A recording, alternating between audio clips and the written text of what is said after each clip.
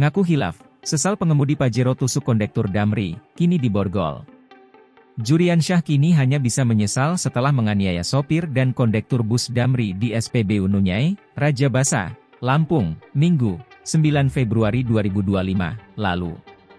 Berbaju oranye, tangan pengemudi Pajero Sport itu tampak terborgol saat digelandang dalam konferensi pers di Mapolresta Bandar Lampung, Rabu, 12 Februari 2025.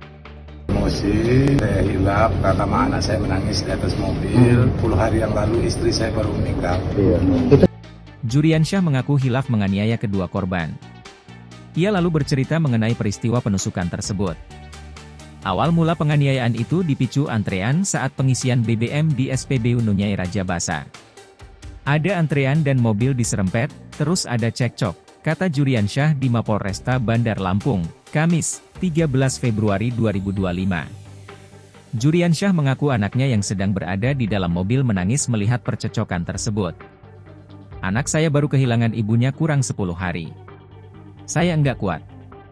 Saya hilaf, saya minta maaf, katanya. Saya berharap semoga keluarga korban bisa memaafkan saya, sambungnya. Pelaku juga membenarkan senjata tajam jenis badik yang digunakan untuk menusuk korban dibuang di Jalan Tol Lampung.